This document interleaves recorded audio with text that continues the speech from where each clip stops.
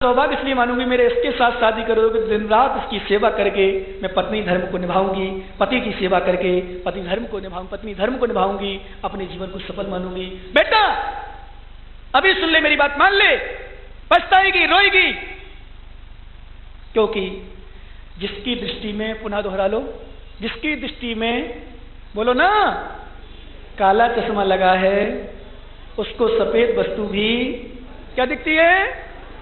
जोर से बोलो, काली दिखती है। ध्यान देना, जिसकी दृष्टि में, जिसकी आंखों में काला चश्मा लगा। इसलिए भैया मैं कहता हूं हमेशा साधु भक्तों को, गुरु भक्तों को, जो गुरुओं की सेवा करते हैं, गुरुओं को हमेशा लाते हैं, गुरुओं को हमेशा सेवा करते हैं, रोकते हैं। कोई दुनिया कुछ बुराई करे, कोई दुनिया तुम्हें मारे भी, गाली भी दे, फिर भी तुम चिंता मत कर लेना, कह देना भैया तुम ठोकर लगाते लगाओ, मारना है मारो, पर मैं गुरुओं की सेवा हमेशा करता रहूंगा। बुराई करते करते रहो, पर गुरुओं का आशीष ऐसा मिलेगा कि हमारा कल्याण हो जाएगा। हमें उसकी चिंता नहीं है। चंद्र प्रकाश जी आगे आ जाओ, क्या नहीं, क्या ध्यान देना। अरे चंद्र प्रकाश मतलब चंद्र प्रकाश से ही नहीं है, चंद्र प्रकाश आगे आ जाए, सब पीछे पीछे आगे आ जाए।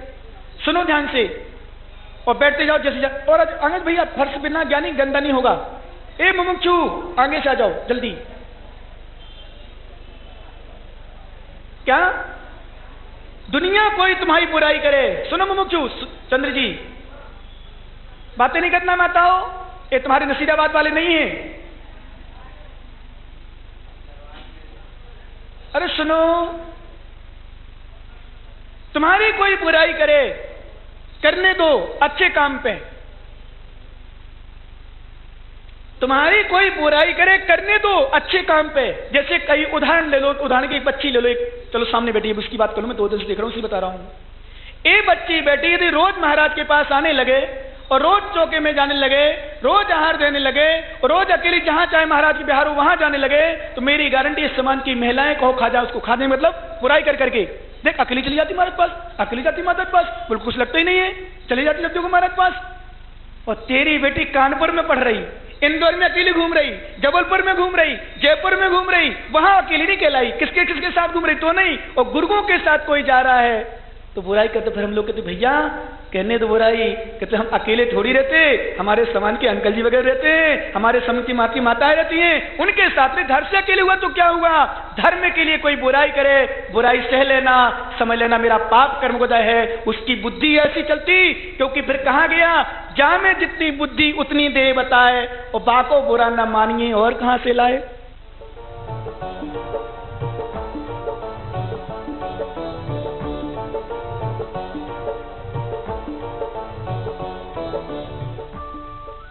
मुनि श्री 108 विश्रांत सागर जी महाराज के मंगल प्रवचन के पुण्यार्चक थे।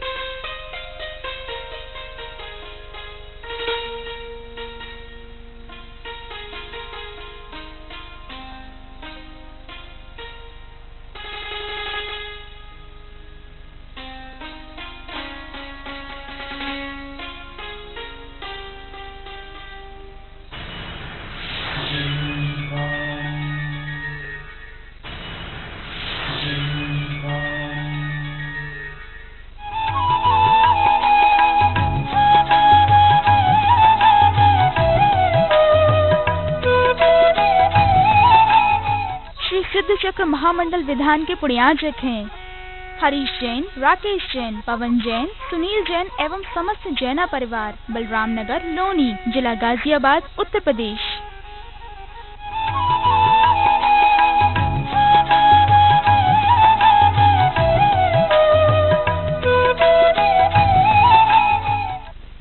जय हिंद दर्शकों, मैं हूँ रश्मि और आप सभी का स्वागत है आज के हमारे विशेष कार्यक्रम श्री सिद्ध चक्र महामंडल विधान में। दर्शकों, इस कार्यक्रम का आयोजन आचार्य श्री 108 वसुनंदी जी मुनिराज के मंगल आशीर्वाद एवं गणनी आर्यिका श्री 105 सरस्वती माताजी सत्संग के पावन सानिध्य में आयोजित किया गया। ये कार्यक्रम उत्तर प्रदेश के गाजियाबाद स्थित लौनी के बलराम नगर में 12 से 19 जुलाई के मध्य आयोजित हुआ। तो आइए दर्शकों, हम आपको दिखाते हैं समारोह की पावन झलकियाँ। उत्तर प्रदेश के गाजियाबाद स्थित लोनी के बलराम नगर में आचार्य श्री वसुनंदी जी महाराज के आशीर्वाद एवं गणनी आर्यिका श्री सरस्वती माता जी के पावन सानिध्य में श्री सिद्ध चक्र महामंडल विधान का भव्य आयोजन किया गया, जिसमें भक्तों का उत्साह देखते ही बना। कार्यक्रम का शुभारंभ श्री जी के जलाभिषेक से किया गया। इस दौरान भक्त क्रमानुसार श्री जी का अभिषेक कर धर्मार्जन कर रहे थे।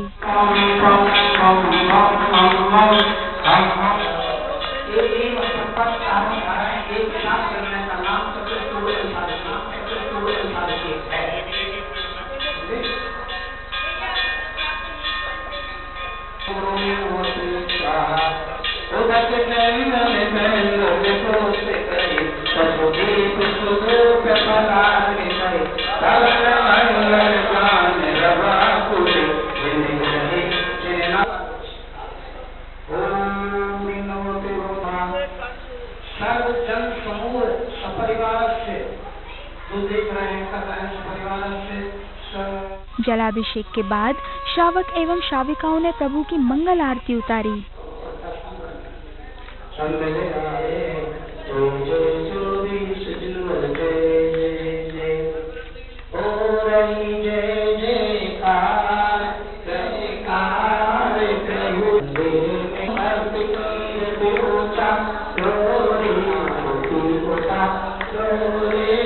इसके बाद श्रद्धालुओं ने गाजे बाजों के साथ श्री जी के साथ घट यात्रा निकाली। यात्रा के दौरान भक्त पीत वस्त्रों में शीश पर कलश धारण किए शोभायमान प्रतीत हो रहे थे।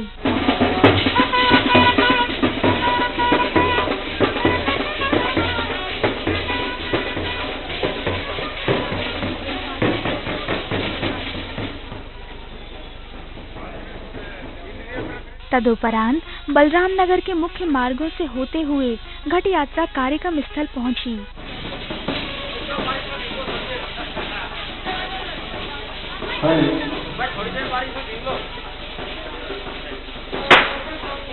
घट यात्रा कार्यक्रम स्थल पहुंचने के बाद भक्तों ने श्री जी को कृत्रिम पांडुक शिला पर विराजमान किया।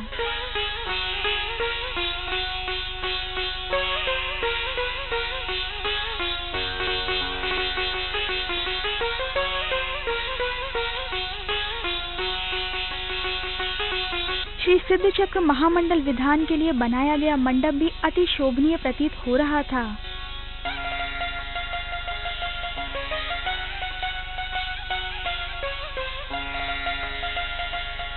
इसके बाद महिलाओं ने संपूर्ण कार्यक्रम स्थल की जल से शुद्धि की।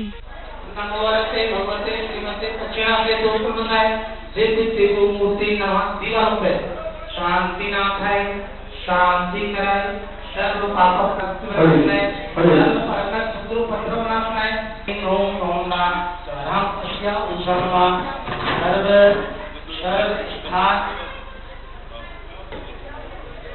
जल सुप्रीम करोगी स्वाहा।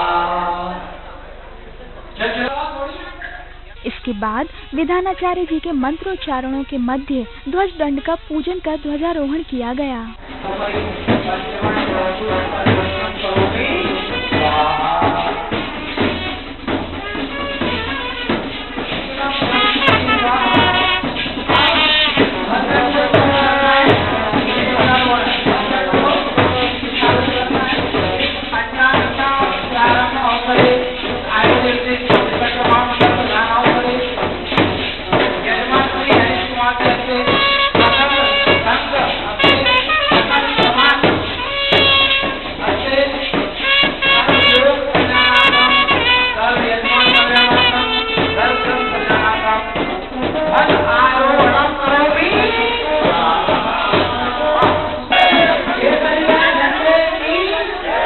ध्वजारोहण होने के उपरांत ही भक्तों ने अभिषेक की प्रारंभिक क्रियाओं के साथ श्री जी का क्रमानुसार जलाभिषेक किया।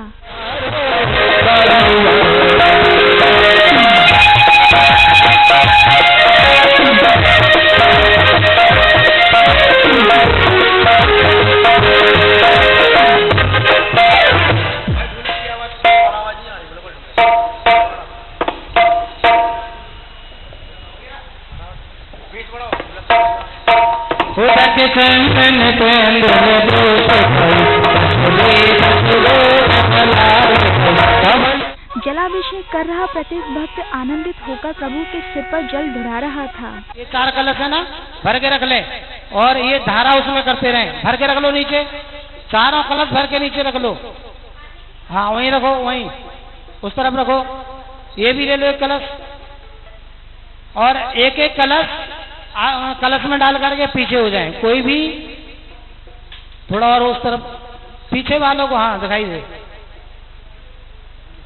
चलिए, शांति धारा जीवन में सुख शांति और समृद्धि को देने वाली भगवंतों की शांति धारा। प्रभु का अभिषेक करने के उपरांत भक्तों ने आर्यका श्री सरस्वती माता जी के मुखारविंद से उच्चारित मंत्रों के साथ शांति धारा की। सर्वक्षीरोगम, सब नरमारीम, सर्वास मारीम, सर्व गौ मारीम, सर्व महिष मारीम, सब वृक्ष मारीम, सब गुल मारीम, सब पत्र मारीम, सब फल मारीम, सब राष्ट्र मारीम, सब देश मारीम, सर्वता सुदर्शन मा चक्रम क्रम तेजोबल विलक्षांदीम, सर्व जनानंदनम, सर्व भव्यानंदनम, सर्व गोकुलानंदनम, सर्व ग्राम नगर खेत करवट मंडप सुखानंदनम, सर्व यशानंदनम, सर्व रसानंदनम, सर्व।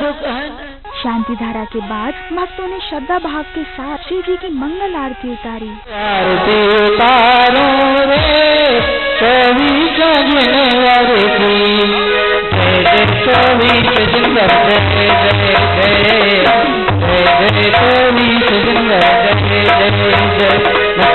आरती उतारो रे चौबीस जनवरी की,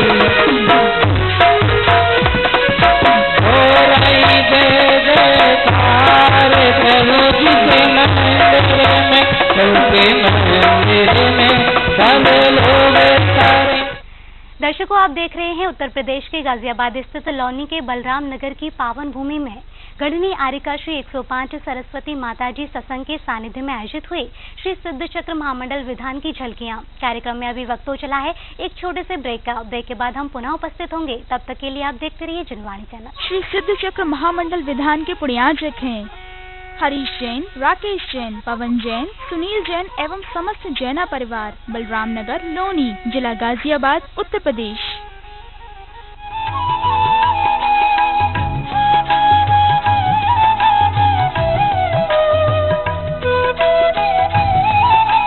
पंचम काल में जैन धर्म का सबसे बड़ा आश्चर्य, जिसने बढ़ाई जैन धर्म की शान, जिससे रहेगी जिन शासन की कीर्ति अमर। विश्व में प्रथम बार Guinness Book of World Record में दर्ज हुई जिसकी अमर ख्याति। मांगीतोंगी सिद्ध क्षेत्र में विराजमान दिव्य शक्ति चारित्र चंद्रिका परम पूज्य गढ़नी प्रमुख आर्यका शिरोमणि श्री ज्ञानमती माता जी की प्रेरणा से निर्मित ऋषभगिरी मांगीतुंगी पर अतिशयकारी विश्व की सबसे ऊंची 108 फुट श्री ऋषभ देव भगवान की प्रतिमा का महामस्तकाभिषेक 18 फरवरी से निरंतर चल रहा है। यदि आपने अभी तक इस ऐतिहासिक महामस्तकाभिषेक में शामिल होने एवं भगवान के दर्शन करने का लाभ अर्जित नहीं किया है तो शीघ्रता करें। ये आपके जीवन के स्वर्णिम एवं ऐतिहासिक पल होंगे। आने वाले भक्त अपनी अपनी सुविधानुसार जुलाई से 30 अक्टूबर दीपावली तक भी महामस्तकाभिषेक हेतु आ सकते हैं। अधिक जानकारी के लिए संपर्क करें। मांगीतुंगी चलो। एक ऐसे संत जिनका है सूर्य सा तेज, जिनके चरण रज से पाप तिमिर होता निस्तेज, जिनके वचनों में छलकती ज्ञान की गागर। श्री प्रमाण सागर जी के वाणी में है विद्या का सागर। देखिए मुनि श्री प्रमाण सागर जी महाराज के मंगल प्रवचनों का विशेष प्रसारण प्रातः 8 बजे सिर्फ जनवाणी चैनल पर।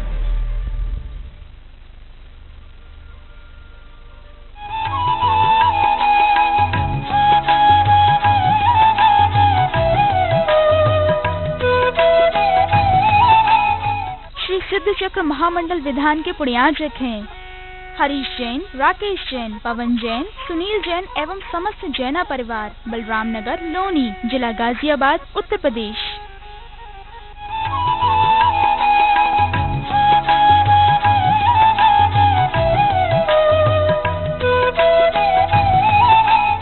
ब्रेक के बाद एक बार पुनः आप सभी का स्वागत है आज के हमारे विशेष कार्यक्रम श्री सिद्ध चक्र महामंडल विधान में।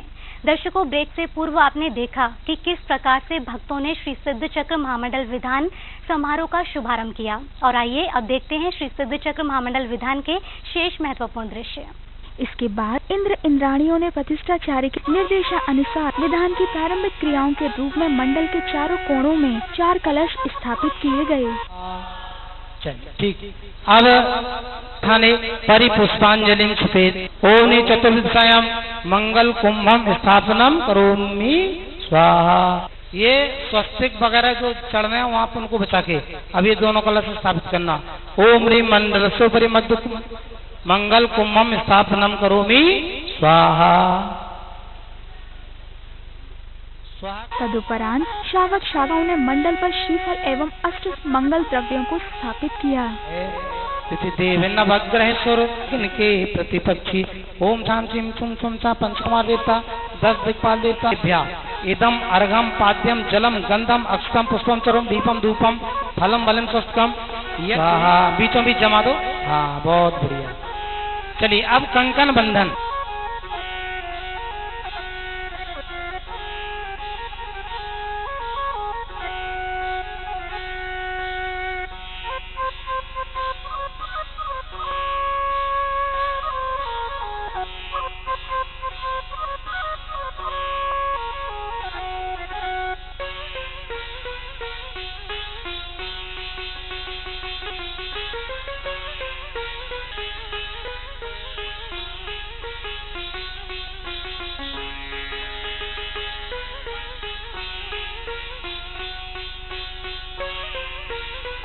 इसके बाद भक्तों ने श्रद्धा भाव के साथ मंडल पर दीप प्रज्वलन कर विधानाचार्य जी का स्वागत व सम्मान किया। और ये खास बात है कि सिद्ध चक्र महामंडल विधान सभी जगह होता है, बहुत बड़ी जगह होता है, बड़े विशाल।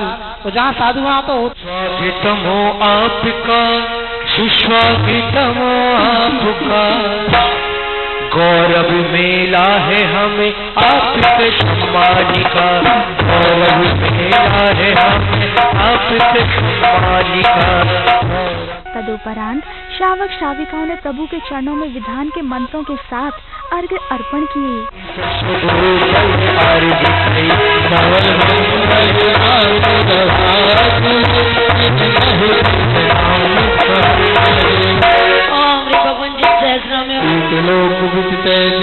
विधान के दौरान उपस्थित भक्त भी आनंदित होकर प्रभु गुण गाते हुए नजर आ रहे थे।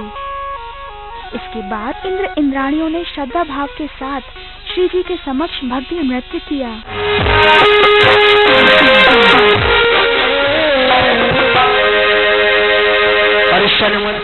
तदुपरांत गणिनी आर्यिका श्री सरस्वती माता जी ने अपनी मंगल वाणी से भक्तों को अभिभूत किया। प्रभु की भक्ति संसार सागर से पार उतारने वाली है। जिस प्रकार नौका होती है, नौका हमें इस पार से उस पार ले जाने में सहायक है। यदि नौका नहीं होगी तो हम नदी पार नहीं कर सकते।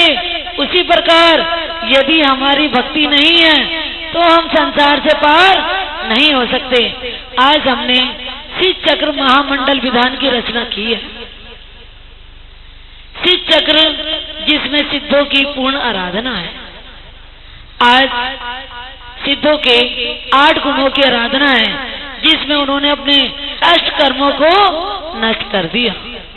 आज हम सिद्धों की आराधना कर रहे हैं। हम भी क्या चाहते हैं कि ये भगवान, हम भी आपकी पूजा भक्ति करें और हम भी सिद्धों की श्रेणी में क्या हो जाए, लग रहे हैं। तो किसी ना किसी दिन हम भी सिद्धों की श्रेणी में आ ही जाएंगे।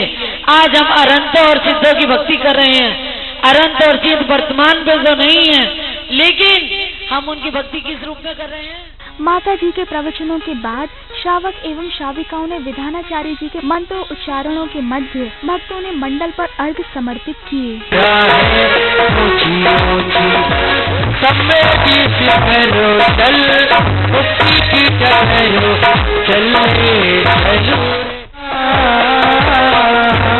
मेरे मन वर्धनम ग्रह धर्मेश्वर भूया श्रेय समेत सत्रम इत्यादि परिपुष्पांजलि क्षिपेत।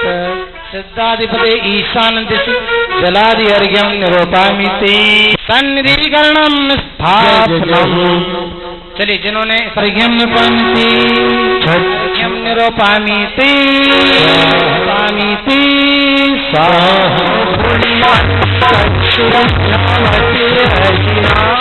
इसके बाद विधान में सम्मिलित हुए भक्तों ने श्रद्धा भाव के साथ श्री जी की परिक्रमा लगाकर विधान का सानंद रूप से समापन किया।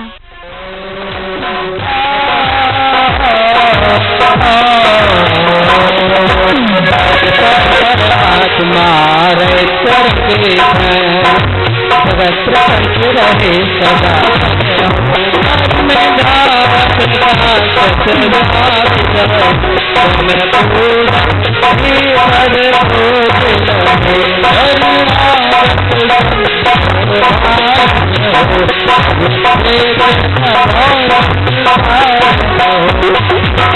जयमाला पूर्णार्घ्यम निरूपामीति। श्री सिद्ध चक्र महामंडल विधान में सम्मिलित हुए भक्तों ने अपने विचार कुछ इस प्रकार से व्यक्त किए। 8 दिन का विधान है और उसको बहुत अच्छे ढंग से पूरे तन मन से सारा समाज मिलके कर रहा है। सिद्ध चक्र महामंडल विधान सिद्धों की भक्ति है, इससे सभी कामनाएं सिद्ध होती हैं और ये अभी की नहीं प्राचीन परंपरा है। मैना सुंदरी के सारी कार्य सिद्ध हुए, आज भी बड़े भक्तिभाव से लोग करते हैं और अपने मन की कामनाओं को सिद्ध करते हैं। ये विधान अपने आप में महान है और बहुत महत्वपूर्ण है, फल की पूर्ति करता है और आनंद में।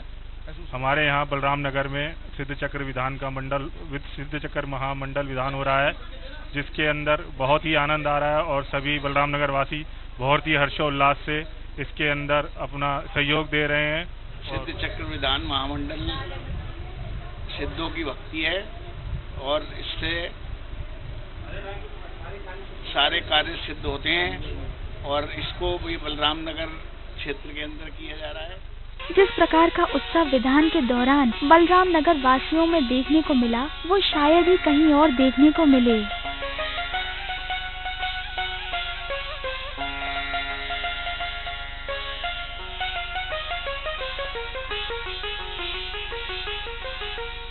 दर्शकों, देखा आपने किस तरह से बलराम नगर वासियों ने गणनी आर्यिका श्री 105 सरस्वती माता जी के सानिध्य में श्री सिद्ध चक्र महामंडल विधान सानंद रूप से संपन्न किया।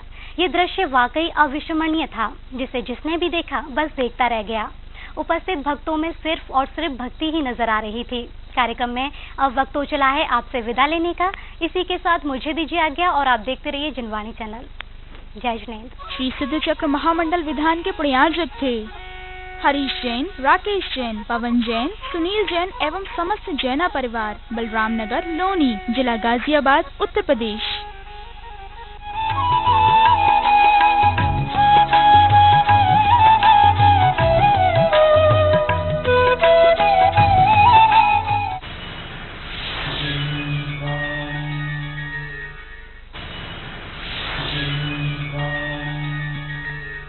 आचार्य श्री विवेक सागर जी महाराज के मंगल प्रवचन को आप तक पहुंचाने वाले गुरु चरणानुरागी हैं संयोजक आचार्य श्री विवेक सागर जी संस्कार ट्रस्ट, मुंबई।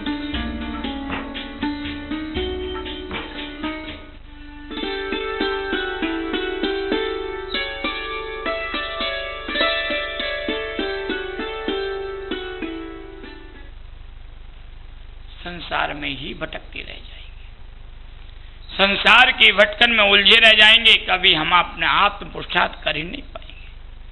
लेकिन वर्तमान में क्या संसारी जीवों की स्थिति यही है कि संसार के जीव कभी गुणों को ग्रहण करने की कोशिश नहीं करते। कमियों को, दोषों को तो जल्दी देख लेते हैं। कमियां हमें हर जीव में दिखाई दे जाती हैं, लेकिन गुण कभी दिखाई नहीं दे पाते। क्या ग्रहण करना है? गुणों को ग्रहण। जब द्रोणाचार्य के समक्ष कौरव और पांडव अध्ययन कर रहे थे और द्रोणाचार्य ने कहा कौरवों और पांडवों से कि भैया, सारे संसार में से तुम लोग एक एक दुर्जन और गुणवान व्यक्ति को लेकर के आओ। पांडवों से कहा कि तुम दुर्जन व्यक्ति लेके आओ, और कौरवों से कहा तुम सज्जन व्यक्ति को लेकर के आओ। कौरव और पांडव सारी दुनिया में घूमते रहे, लेकिन पांडवों को कहीं कोई दुर्जन व्यक्ति नहीं मिला, कौरवों को कहीं कोई सज्जन व्यक्ति नहीं मिला। क्यों? दृष्टि में भेद था। पांडवों की दृष्टि में गुण ग्रहण करने की थी, और कौरवों की दृष्टि अवगुणों को, दोषों को, दुर्गुणों को ग्रहण करने की थी। जहां भी जाते थे, जिस व्यक्ति के विषय में भी कौरव पूछते थे भाई ये व्यक्ति कैसा है, लोग उसकी बहुत प्रशंसा करते थे, लेकिन धीरे से छोटा सा कह देते थोड़ी सी कमी।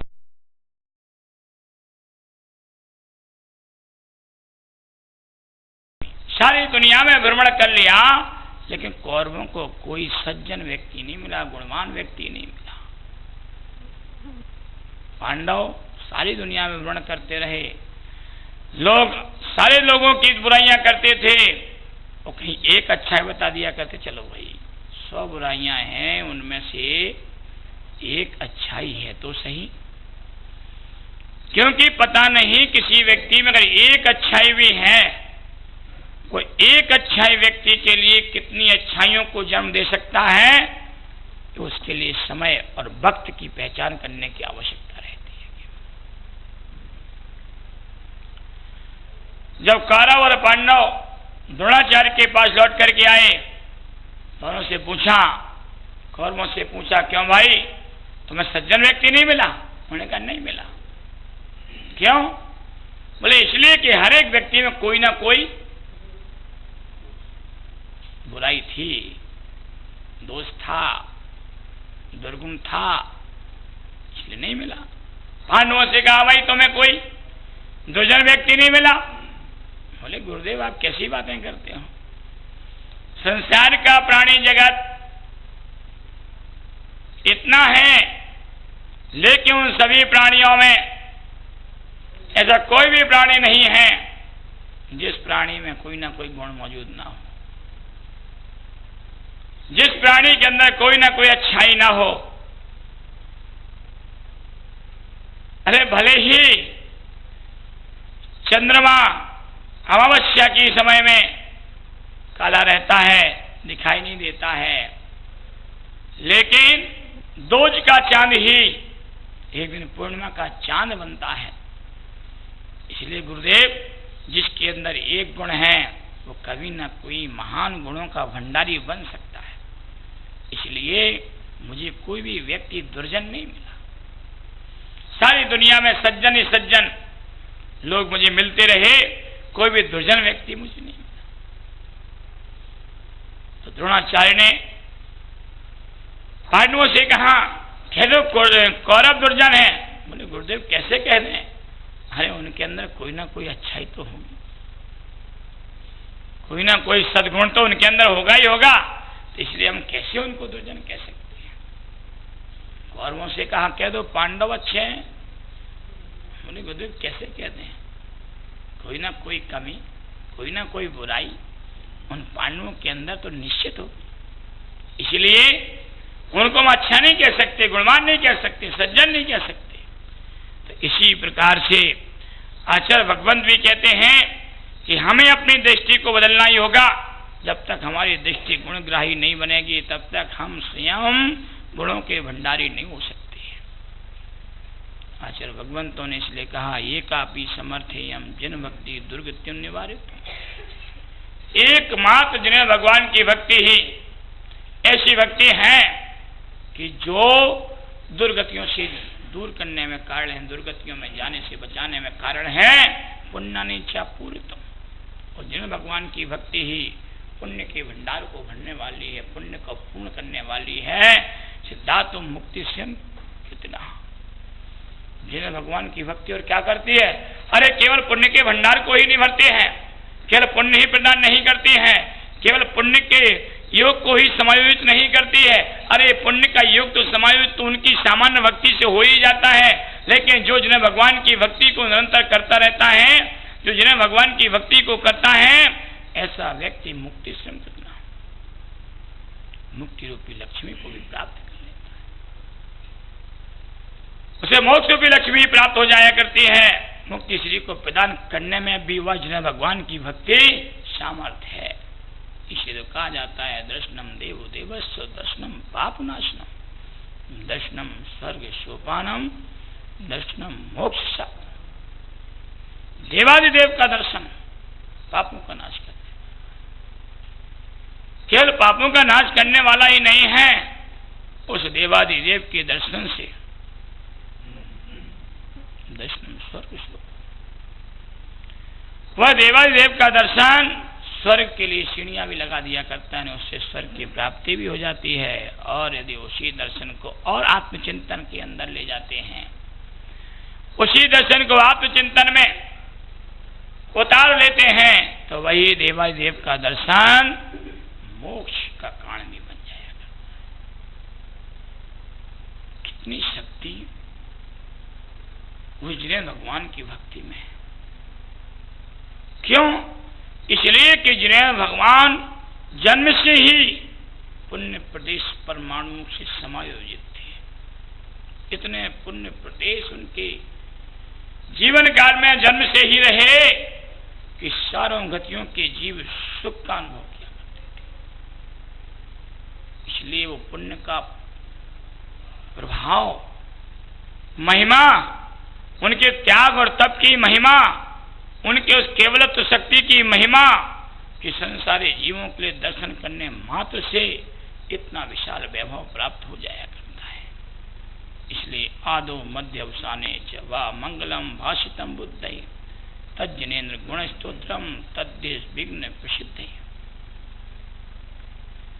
जो जिन्हें भगवान की आराधना करते समय आदो मध्य अवसाने च मंगलम भाषितम बुद्धि, बुद्धवानों के द्वारा, बुद्ध माने विद्वानों के द्वारा, ज्ञानी जनों के द्वारा, जिन्हें भगवान अपने प्रत्येक कार्य में आदि मध्य अवसाने, प्रत्येक कार्य को करते समय प्रारंभ में, मध्य में और अंत में जिन्हें भगवान का नाम स्मरण करने से क्या होता है, तद विघ्न प्रसिद्ध है, जो जितने भी विघ्न हैं वे सब विघ्न दूर हो जाएगा।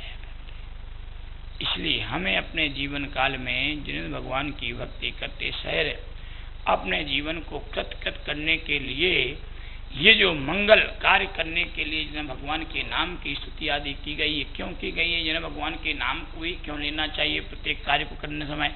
हम देखते भी हैं कि कोई भी कार्य करते हैं तो उस कार्य को करते समय सबसे पहले जिन्हें भगवान के नाम का स्मरण करते हैं। जितने भी आचार्य भगवंत हुए उन्होंने ग्रंथों को लिखा, उन ग्रंथों को लिखते समय सबसे पहले मंगलाचरण में वीतराज देव का नाम स्मरण किया है, किसी तीर्थंकर विशेष का नाम स्मरण किया है, किसी न किसी का नाम स्मरण किया ही किया है। क्योंकि जब तक हम परमात्मा के नाम को स्मरण नहीं करते हैं, जब तक हम उस परम विशुद्धिपूर्ण आत्मा का इस नाम स्मरण नहीं करते हैं, जब तक जिन्हें भगवान का नाम स्मरण नहीं करते, जब तक वीतराग देव का नाम स्मरण नहीं करते हैं, तब तक हमारा कार्य सिद्ध नहीं होता। इसलिए 3 कारणों से हम सबसे पहले मंगलाचरण करते हैं कार्य की निर्विघ्न समाप्ति के लिए। दूसरा, कार्य हमारा मंगल हो। तीसरा, शिष्य पारंगत हो। ये 3 कार्य और शिष्टाचार का परिपालन हो। इन कार्यों के लिए हम निरंतर देवादिदेव का नाम प्रत्येक कार्य को करते समय मंगलाचरण के रूप में स्मरण करते हैं। इसलिए ये हेतु के प्रकार से प्रत्यक्ष हेतु, परोक्ष हेतु, ये 2 प्रकार से जिन्हें भगवान की भक्ति के हेतु कहे गए हैं कि साक्षात जिन्हें भगवान के समोषण में भी जिन्हें भगवान की स्तुति वंदना आदि करना है प्रत्यक्ष हेतु है, और दूसरा परोक्ष हेतु जिन्हें भगवान समक्ष नहीं है, परोक्ष में है, फिर भी उनके नाम का स्मरण करते रहेंगे तो उनके नाम का स्मरण करने से भी हमारे कार्य निर्विघ्न संपन्न होते हैं। इसलिए जिन्हें भगवान की स्तुति, जिन्हें भगवान की भक्ति, जिन्हें भगवान की पूजा भव्य जीवों के हितार्थ संपादित की जाती है भव्य जीव जिन्हें भगवान की भक्ति से ही संसार से पार हो जाया करते हैं। कहते हैं वीतराग मुखम दृष्ट्वा पद्म राग समप्रभम जन्म जम कृतम पापम दर्शनेन विनश्यति। दर्शन स्तुति में आचार्य भगवंत लिखते हैं वीतराग मुखम दृष्ट्वा पद्म राग समप्रभम। वीतराग जब भगवान का मुख देखते हैं तो ऐसे आभा मंडल प्रतिभासित होता है जैसे पद्मराग मणि की प्रभा मान रही, जैसे पद्मराग मणि चमक रही हो। वीतराग जब भगवान के मुख मंडल में वीतरागता की प्रभा इस प्रकार की प्रस्फुटित होती है। इसलिए जन्म जन्म कृतम पापम दर्शन नश्यते। उस प्रभा के कारण से वीतराग प्रभा के दर्शन करने के कारण से जन्म जन्मांतर में किए हुए पाप नष्ट हो जाया करते हैं।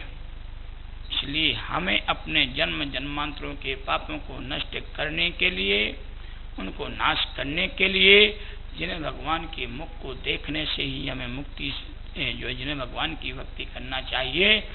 वीतराग जो है भगवान का मुख देखने से हमें मुक्ति रूपी लक्ष्मी की प्राप्ति सहज प्राप्त हो जाएगा। इसलिए मनुष्य जिन दर्शन से रहित यदि हैं तो वे कभी मुक्ति सुख को प्राप्त कर नहीं सकते, क्योंकि जिन दर्शन में तो जिन भगवान के दर्शन की विशेषता प्रारंभ से ही कही गई है।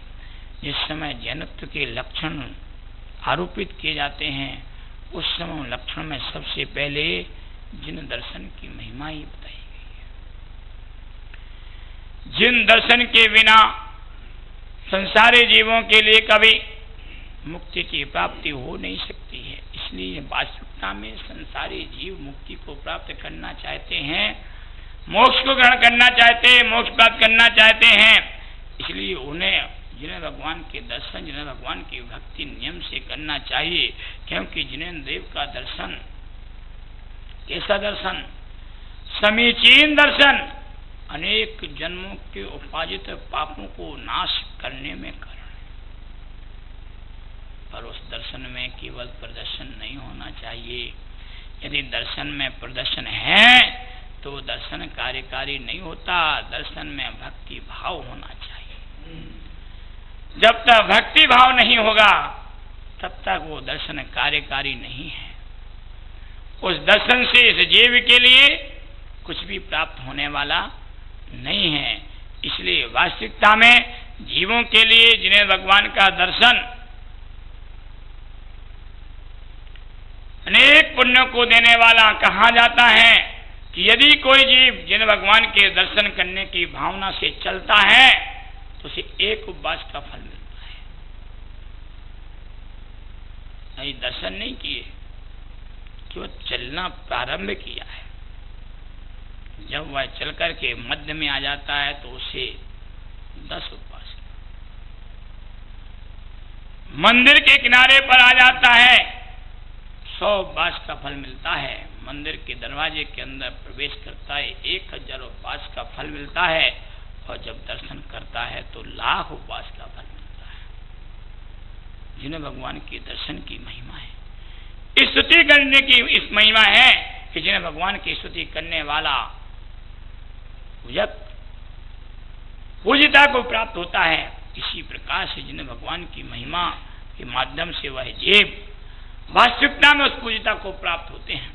इसलिए हमें अपने जीवन में जिन्हें भगवान की भक्ति आराधना करते रहना चाहिए, जिससे हम अपने जीवन को कृत्य कर सकते हैं। जीवन को कृतकृत करने के लिए भक्ति, जिन्हें भक्ति, जिन्हें भक्ति, जिन्हें भक्ति, दिने दिने रामेस्तु रामेस्तु रामेस्तु अभी जिन्हें भगवान की भक्ति, जिन्हें भक्ति, जिन्हें भक्ति, दिने दिने, जिन्हें भगवान की भक्ति दिने दिने रोज रोज करना चाहिए। कब तक? भवे भवे भव भव में करना चाहिए। क्यों? मुक्ति श्रेयो, जब तक मुझे मुक्ति की प्राप्ति नहीं हुई तब तक जिन्हें भगवान की भक्ति निरंतर करते रहना चाहिए। जिन्हें भगवान की भक्ति के अलावा इस संसार में जीव के लिए कोई दूसरा अवलंबन नहीं है जो सुख का साधन बन सके। आचार्यों के उपदेश में तो यही कहा जाता है कि जिन्हें भगवान की भक्ति ही संसारी प्राणियों के लिए एकमात्र ऐसा अवलंबन है कि जिस अवलंबन को ग्रहण करने के पश्चात पाप कर्मों से उसकी सदैव दूरी बनी रहती है। वह पाप कर्मों को सदैव नजरा करता रहता है। कभी पाप कर्म यह भगवान की भक्ति करने वाले के सन्निकट आ नहीं पाता। इसलिए जिन भक्ति दिने दिने जिन भगवान की भक्ति करने का अवसर मिले कब रोज रोज।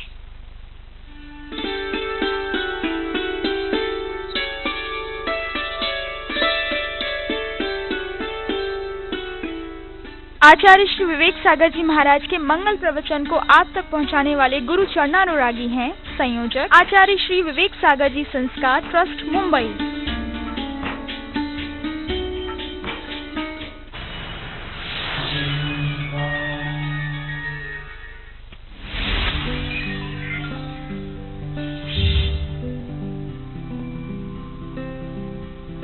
राष्ट्रीय राजधानी दिल्ली से 144 किलोमीटर की दूरी पर राष्ट्रीय राजमार्ग 24 पर मुरादाबाद शहर में 140 एकड़ के विशाल परिक्षेत्र में फैली तीर्थंकर महावीर यूनिवर्सिटी, जिसे TMU के नाम से भी जाना जाता है। तीर्थंकर महावीर यूनिवर्सिटी विद्या ग्रहण करने का वो मंदिर है जिसके विशाल परिसर में देश विदेश के 14,000 से अधिक विद्यार्थी अपने भविष्य का निर्माण कर रहे हैं, जिनको 950 से अधिक फैकल्टीज के द्वारा विभिन्न क्षेत्रों जैसे medical, dental, nursing, paramedical sciences, physiotherapy, pharmacy, management, computing sciences and IT, engineering, agriculture sciences, education, physical education, law and legal studies, journalism and mass communication, fine arts, architecture, polytechnic, hospital administration, Jain studies, research doctorate में प्रशिक्षण दिया जा रहा है। शिक्षा के इस विशाल मंदिर TMU के इस महाअभियान की शुरुआत सन 2001 में तीर्थंकर Mahavir institute of management and technology की स्थापना के रूप में हुई थी, जिसका उद्देश्य था व्यावसायिक प्रतिष्ठानों को उनकी आवश्यकता अनुसार कार्यकुशल व दक्ष विद्यार्थियों को उपलब्ध कराना। TMU ने रिलायंस लीप, iNurture एवं IBM के साथ हाथ मिलाया है। साथ ही सुपात्र एवं मेधावी विद्यार्थियों को नौकरी के सुअवसर भी मिल रहे हैं।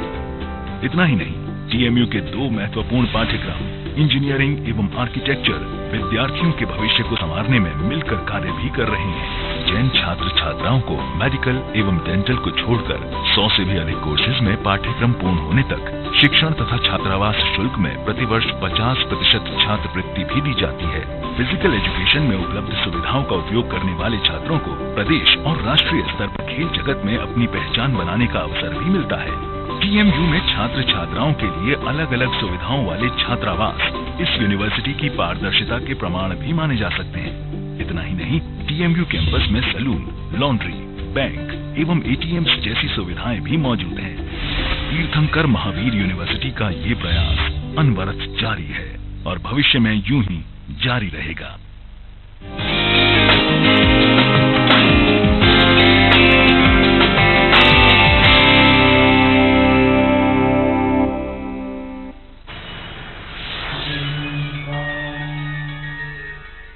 श्रीलक्ष्मी 105 ध्यान सागर जी महाराज की मंगलवाणी आगमधारा के पुण्यार्चक हैं आगमधारा परिवार।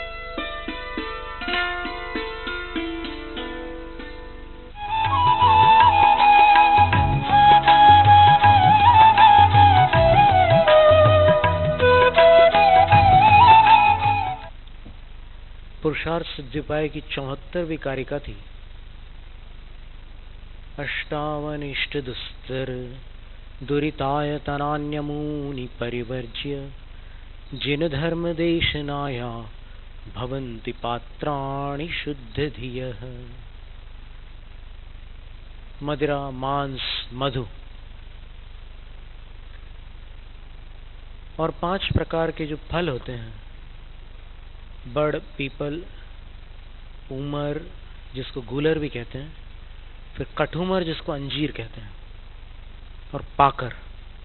उत्तर प्रदेश में पाकर के काफी पेड़ मिल जाते हैं। इन 5 फलों को छोड़ना होता है और 3 मकारों को, म से प्रारंभ होने वाले 3 शब्द, मदिरा, मांस, मधु, म, इनका त्याग करके शुद्ध दिया, जब जो शुद्ध बुद्धि वाले हो जाते हैं, इनको छोड़ने के बाद बुद्धि में जो तामसिकता होती है, जिसको अन्यत्र इस शब्द के द्वारा कहा जाता है, वो चली जाती है।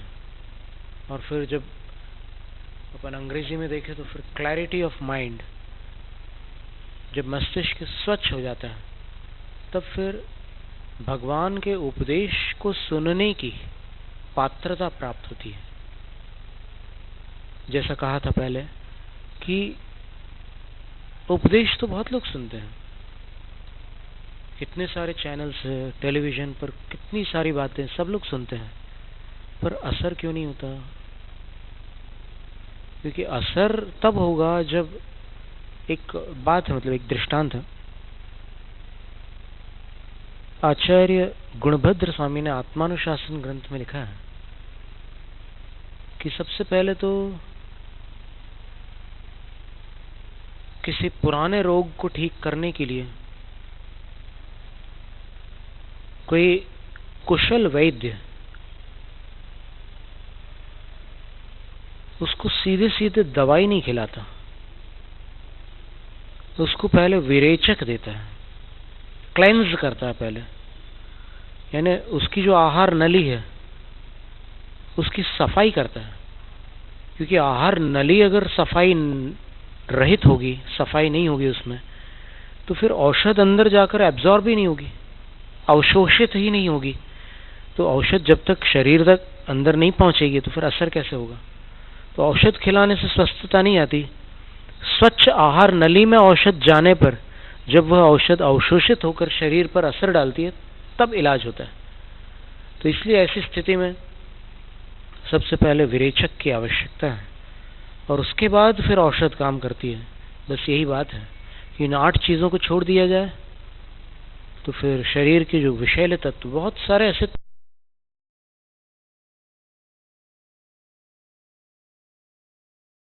आठों में फिर करुणा की स्थिति भी नहीं बन पाती। और इन 8 में कुछ ऐसे तत्व भी जो मादक हैं, और मादक पदार्थों के सेवन के बाद बुद्धि कैसे स्पष्ट हो सकती है? तो ये सारी चीजें इसमें सब बारीकी से अपन देखेंगे तो फिर बहुत सारी बातें मिलेंगी। भागवत में और महाभारत में जो पूर्वकालीन ब्राह्मण होते थे, शुद्ध ब्राह्मण, उनके बहुत सारे लक्षण बताए हैं। उन लक्षणों में से इन 8 के साथ साथ एक त्याग और बताया है। इन 9 वस्तुओं का जो त्यागी है वो सच्चा ब्राह्मण है। अब लेकिन वो श्लोक आज वर्तमान में जनता के समक्ष अनजान है।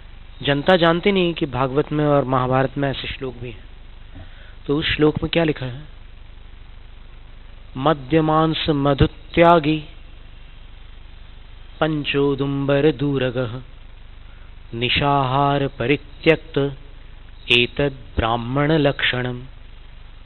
ये ब्राह्मण का लक्षण है। 9 वस्तुओं का जो त्यागी है सो ब्राह्मण है। और फिर अन्य नीति ग्रंथों में ढेर सारी बातें आती है। इस श्लोक का अर्थ क्या होगा? बोले कि मद्य यानी शराब, मदिरा, मांस, इसका अर्थ सब जानते ही हैं। और उसमें ये अंडा, मछली वगैरह सब सम्मिलित हो जाते हैं, क्योंकि प्राणिज कोशिकाओं से बने हुए हैं। और दुग्ध की जब अपन बात करते हैं तो दुग्ध जो होता है वो कोई कोशिका नहीं है।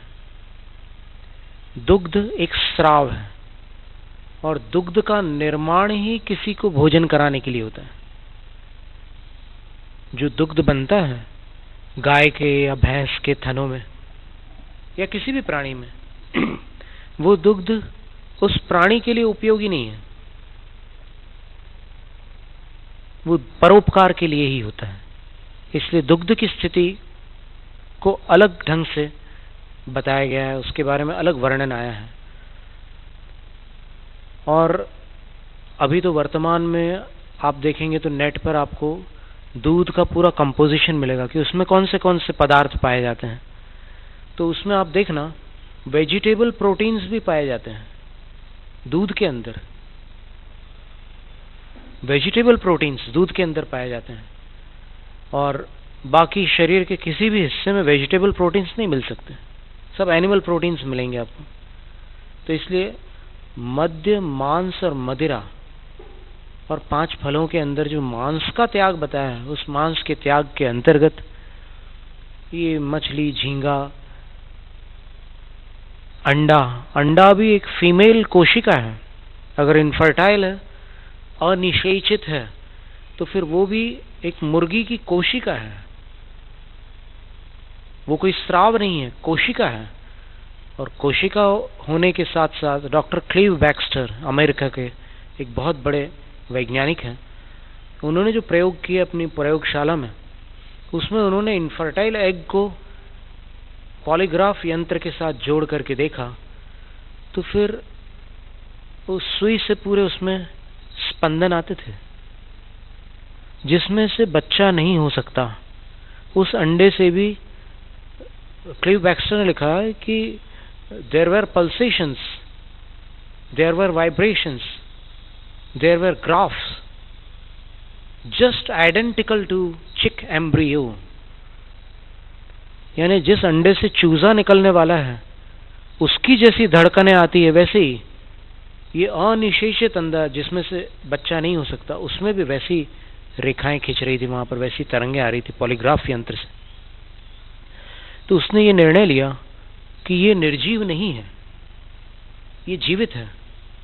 भले इसमें आधे क्रोमोसोम्स हो, फलन सूत्र भले इसमें अर्ध मात्रा में हो, लेकिन ये निर्जीव नहीं है, ये जीवित है और ये प्राणिज है, इसलिए उसको भी वेजिटेरियन नहीं कह सकते। ये तो कुछ वर्षों पहले किसी संस्था ने ऐसी घोषणा कर दी थी कि जिस अंडे से बच्चा नहीं होता उसको वेजिटेरियन मान सकते हो। तो उसको फलाहार के रूप में कुछ लोग मानने लगे, कुछ लोग उपवास का अंडा मानने लगे, कुछ लोग अलग अलग प्रकार से मानने लगे। लेकिन अब स्थिति वैज्ञानिकों ने बताई कि नहीं, क्लीव बैक्स्टर ने बोल दिया कि उसमें तो अलग स्थिति है, उसमें जान है, और वो जान भी जानवर, प्राणी, पक्षी जैसी जान है। और फिर उसमें एक प्रयोग और किया, पार्थिनोजेनेसिस। H.G. वेल्स नाम के एक बहुत बड़े अंग्रेजी लेखक हुए, उनकी पुस्तक है। तो उसमें एक प्रक्रिया दी उन्होंने, उस अंडे में अगर छोटा सा छेद करके फिर उसको निषेचित किया जाता है, तो जैसे मुर्गी के समागम से एक अंडा, चूजे वाला अंडा उत्पन्न होता है, वैसे ही वो जो अनिषेचित अंडा निकला हुआ है, उसमें भी अगर पार्थिनोजेनेसिस की प्रक्रिया की जाती है, इलेक्ट्रोड से प्लैटिनम इलेक्ट्रोड से भी होती है वो प्रक्रिया, और फिर ये दूसरी प्रक्रिया ये होती है कि उसमें छेद करके फिर मुर्गे का वो अंश उसमें डाल दिया जाए, बच्चा हो जाता है।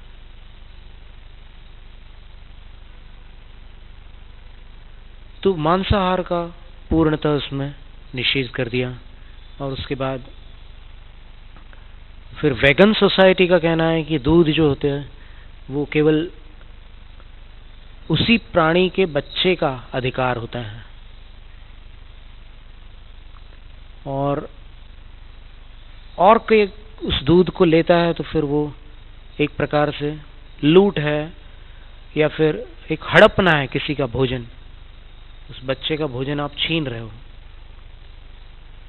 ये आरोप तब सत्य सिद्ध होता जब अपन प्रकृति में जाकर देखते, तो फिर कुछ अपने को वही नियम दिखाई देता चारों ओर कि हर प्राणी का बच्चा ही उस माँ का दूध पी सकता है, कोई दूसरा नहीं पी सकता। लेकिन ऐसा है नहीं। कई बार जैसे यहाँ हरिद्वार में बहुत से बंदर आते हैं, गायों का दूध पी करके चले जाते हैं। छत्तीसगढ़ में एक शेरनी को मार डाला किसी ने, शिकारी ने, तो उसके बच्चे जो थे वो बेचारे तड़प रहे थे भूख प्यास से। तो फिर उन बच्चों को एक अल्सेशियन कुतिया ने पाला दूध पिला करके। तो ऐसा नियम नहीं है कि कोई दूसरा प्राणी किसी को दूध ना पिलाता हो, पिला सकता है। और रही बात उस माँ के दूध की, तो अगर बछड़ा चारों थन के दूध को पी ले तो बीमार पड़ जाता है, अफर जाता है। उतना दूध बछड़ा पचा नहीं सकता जितना उसकी माँ के थन में होता है। एक जर्सी गाय के 45 लीटर दूध को उसका बछड़ा कैसे पी सकता है? साधारण बुद्धि से विचारने की बात है। तो फिर ठीक है, अगर आप मना करते हो दूध का, मना कर दो। अब क्या करोगे बताओ? प्रैक्टिकल विचार करो ना। सिर्फ थ्योरी की बात तो अलग है, कहना तो सरल है, लेकिन अब ठीक है, बछड़ा नहीं पी सकता 35 लीटर, और आप मना कर रहे हो कि उस गाय का दूध कोई दूसरा भी नहीं पी सकता, सिर्फ उसी का अधिकार है, तो क्या हाल होगा उसका? गाय का दूध यदि न निकाला जाए तो उसको जो वेदना होती है वो गाय के पास रहने वाले जानते हैं। दूर से बातें करने वालों से कोई मतलब नहीं निकलता। बोलना बहुत आसान होता है, शिक्षा देना भी सरल होता है, उपाय बताना मुश्किल होता है। तो अब क्या करोगे उस दूध का? वो तो गाय तो संकट में पड़ जाएगी और दूसरे दिन और मुसीबत हो जाएगी, क्योंकि फिर बनेंगे 35 लीटर। तो जब कोई मनुष्य किसी प्राणी की सेवा करता है तो फिर उपकार और प्रत्युपकार का व्यवहार जीवों में चलता ही है। एक सूत्र आता है, परस्परोपग्रहो जीवानाम। जीवों का क्या कार्य है? एक दूसरों का भला करना। तो एक दूसरे की भलाई करना। गाय की सेवा मानव ने की, गाय दूध देकर मानव की मदद करे, क्या आपत्ति उसमें? लेकिन अगर मानव स्वार्थी बनकर उसका सारा दूध निकाल ले और बछड़े को तड़पने दे, तो फिर वो मानव ही नहीं रहा, वो तो दानव बन गया। इसलिए इस मर्यादा को समझकर मांसाहार के परित्याग की बात आती है, और अनेक दर्शनों में, अनेक ग्रंथों में इसका वर्णन मिलता है। हमने उसका एक बड़ा भारी संग्रह भी किया था, उसको पढ़ करके बहुत से लोगों को शाकाहार की प्रेरणा मिली है। अभी उसका एक नया संस्करण निकालने का प्रयास है, लाजवाब शाकाहार उसका नाम है। हम विज्ञापन नहीं कर रहे, जानकारी दे रहे। तो व्यसनों से मुक्ति की चर्चा अपनी चल रही थी यहाँ पर, कि आम जनता जो व्यसनों से ग्रस्त हो जाती, छोड़ नहीं पाती, उसके लिए क्या उपाय है? सिर्फ उसको नीचा दिखाने से या उसकी तौहीनी करने से उसका मनोबल और टूटेगा, और दुर्बल मन होने के कारण फिर वो कैसे उस काम को सफल कर पाएगा? तो उसके लिए जैसे हमने कुछ दवाइयाँ बताई थी, शराब के लिए, तंबाकू के लिए, चाय का भी एक व्यसन होता है। उसके लिए वही जो हमारे पास आया करते थे पहले, स्वदेशी आंदोलन के राष्ट्रीय प्रवक्ता राजीव दीक्षित जी, उन्होंने उसके लिए भी एक दवाई बताई थी, आर्सेनिक 200। आर्सेनिक 200 एक लिक्विड फॉर्म में दवाई आती है। उसकी एक बूंद 1 गिलास पानी में डाल दी जाए, और ऐसे 3 गिलास एक दिन में उसको पीना है, जिसको आदत छोड़नी है। 3 गिलास पानी वो 7 दिन तक के पिएगा तो उसकी अरुचि होने लगेगी, और 1 महीने में उसको कभी पीने की जरूरत नहीं पड़ेगी। वो आदत हमेशा के लिए छूट जाएगी। तो आदत छुड़ाने के बहुत सारे उपाय हैं। अभी भोपाल में भी एक रैली निकली थी कि व्यसन बुराई नहीं, बीमारी है। अब बीमारी में स्थिति ऐसी बनती है कभी कभी कि जब बहुत तेज ताप चढ़ता है तब वो अपनी माँ को भी मार पीट देता है। बीमार आदमी, उसको होश ही नहीं है, इतना वो तप रहा है कि कोई भी पास में आ जाए तो कुछ भी बोल देता है और उसको मारपीट भी देता है और दुर्व्यवहार करता है। ये स्थिति व्यसनियों की है। व्यसनियों की हालत उनसे कुछ ज्यादा अलग नहीं है।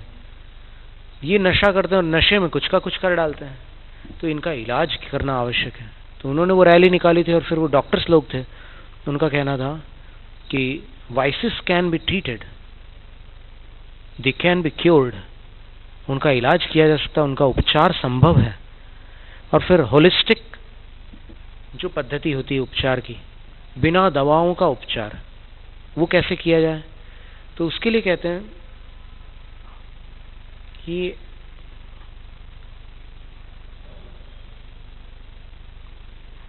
एक मध्य रेखा आप ऐसे बना लीजिए कल्पना करके, और कानों के पास अपने अंगूठों को रखकर जहां पर ये मध्यमा उंगलियां दोनों बीच में मिले, ये जो सिर का बिंदु है, यहां पर दबाव दे सकते हैं।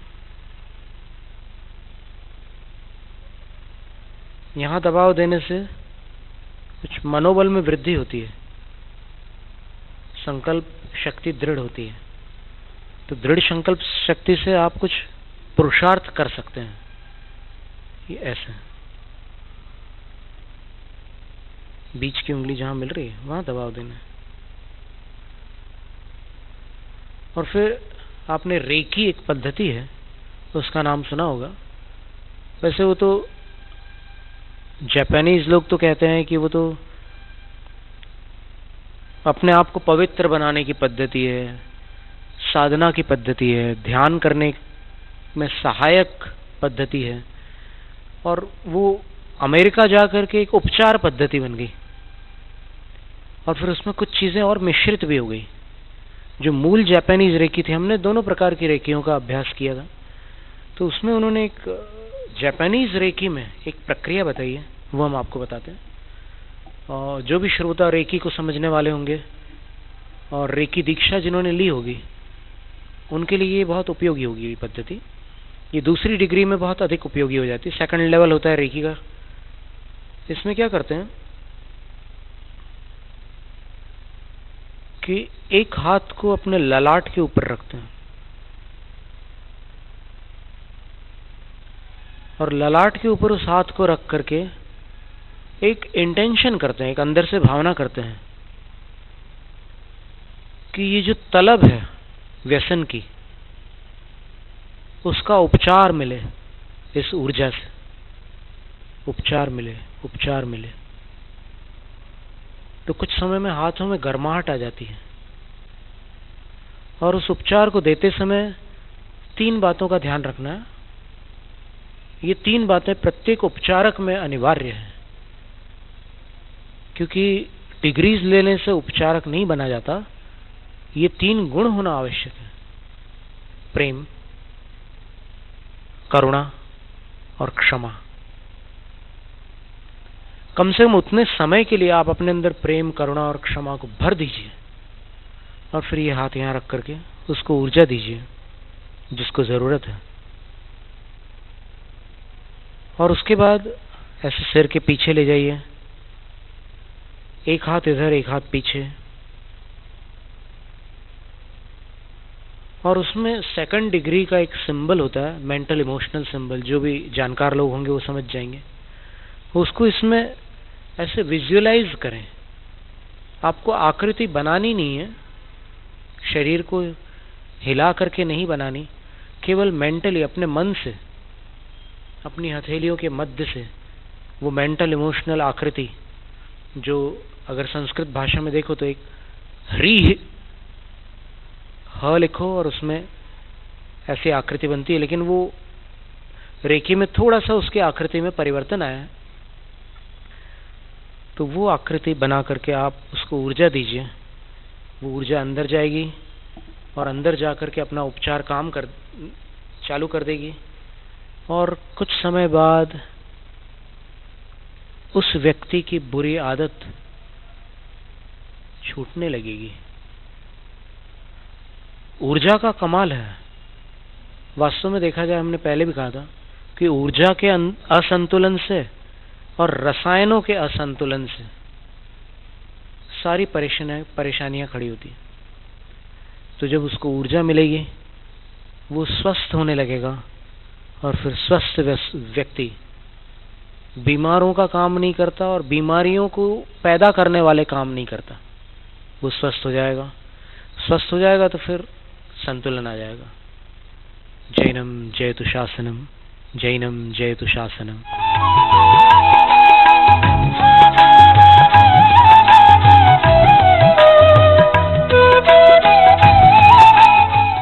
श्री 105 ध्यान सागर जी महाराज की मंगलवाणी आगमधारा के पुण्यार्जक थे आगमधारा परिवार।